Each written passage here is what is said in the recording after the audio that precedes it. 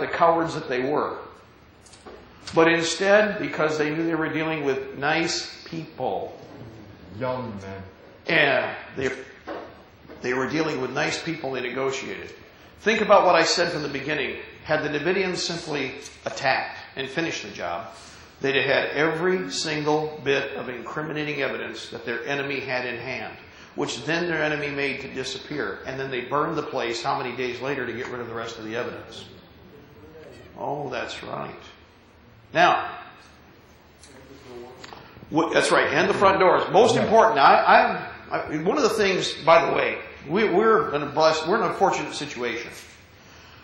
We have stacks of data that would fill this wall. And that's not an exaggeration.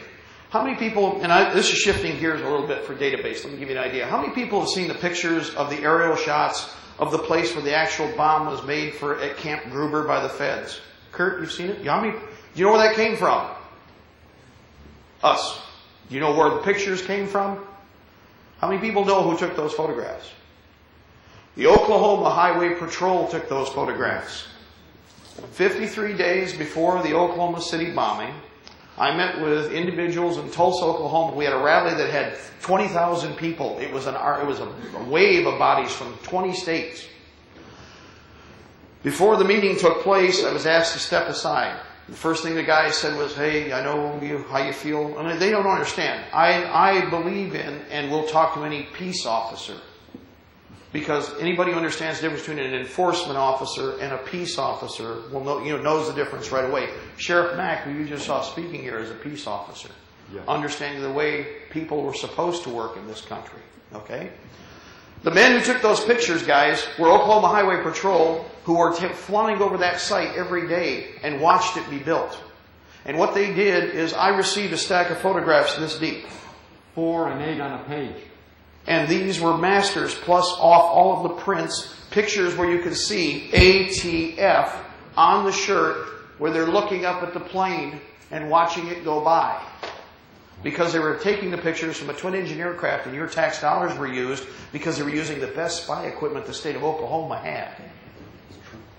Think about that. Because police officers, state police, understood something strange was going on here. And they knew it more than one way. But what do you do when the people you're going to report to are the people doing it? You see the problem here? The same is true with what happened at Waco. And it's the same group of criminals over and over again. With the thing in Oklahoma, they came to me and said, "Mark, what do you think this is?" And right off the bat, I said, "It's a factory. Whatever they're doing, it's a production operation." 4 little compounds inside a bigger compound, a rectangle. The bomb, one of these 3 little compounds, all covered with cyclone fence, had a Ryder truck sitting right there. The picture of that Ryder truck has the serial number on it. The pictures are as clear as me looking at you right here in this room. I've seen them. The serial number on that truck is the serial number of the truck that did the bombing. Timothy McVeigh's truck was rented for 1 year later after the bombing took place. You see a problem here? How could that be if that was the axles in the road? But it was because of state highway patrolmen stepping forward. Do not think that there aren't thousands, nay, millions of men in uniform who admonish and hate what they see happening. Yes. We have general staff officers, we have privates, and everybody in between who do. Their problem is the same thing. When I said, well, how do you lift yourself up to that ledge? How do you do that when you're not sure? When you're still not, you don't.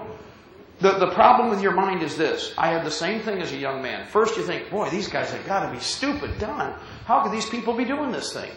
They got to be dummies. But then as you are given more experience and you have more responsibility, you realize they're not stupid.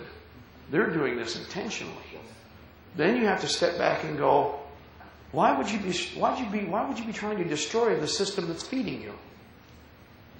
Well, then you realize that you have to ask yourself, well, what are these people? And you look at patterns and you look at paths. And they all bring you back over and over again to the same groups of people and the same creatures.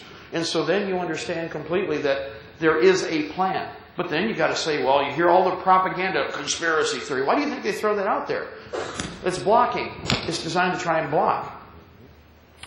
If you went out here and the 2 of you conspired to kick in that window over there to get those goodies out of that souvenir shop, they would charge you with conspiracy, wouldn't they? If 2, 3, or 4 people with a lot of money are conspiring to destroy or gut the economy of the United States, and it's more than just 2 or 3, and destroy the very fabric of our nation, would you not call that, and should that not be called a conspiracy? Yes.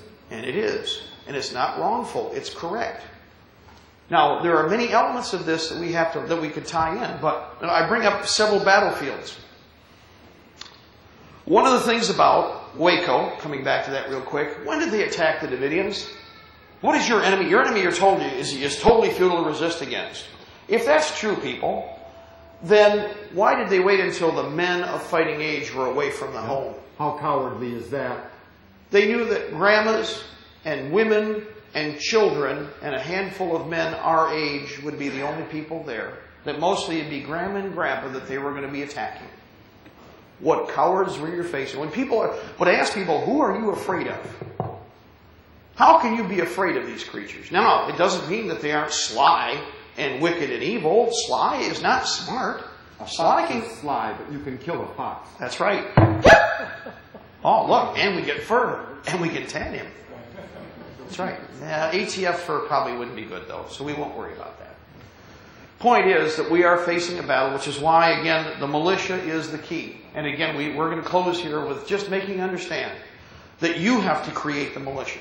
The militia is in every state of the United States. It is made up of men who are experienced and inexperienced. It's made up of people who are graybeards in our movement and people who are just now coming of age and some that are still just the sons of men who have been in the movement for 20, 30, 40, and 50 years. Some of the militias have 4 generations. In the Carolinas, they can trace their militias right back to the Revolution of the United States. Or in Pennsylvania, in Virginia, where all the counties just met. Everywhere around the country, the militias are organizing heavily. And more people are coming in. And I will warn you of this. For those of you who had better be prepared, we must not be caught flat-footed. We must be prepared to support our peace officers because we have to have a good, sound government in place, people.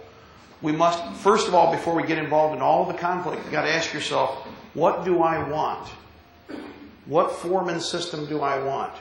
I'm not trying to tear down. I have the most eloquent form of government possible on the planet right now. But that's right. But nobody's using it.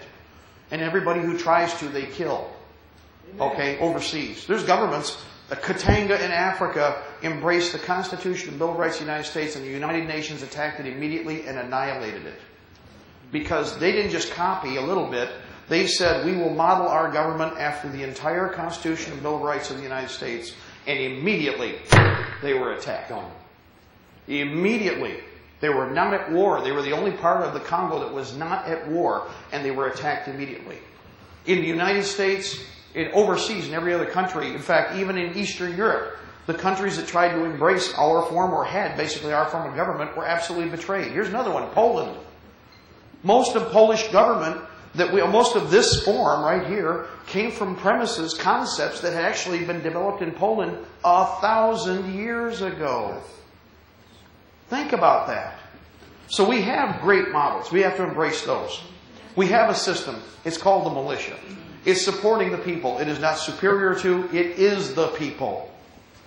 Now, it shall answer to the civil government when the time comes, but we have to, first of all, re-secure our country and our government. Let me ask you a real quick question. What do you think the North American Trade Agreement's purpose is? Death to the United States, people, because no nation, just as your state governments agreed to destroy the boundaries inside your constitutions, therefore destroying the states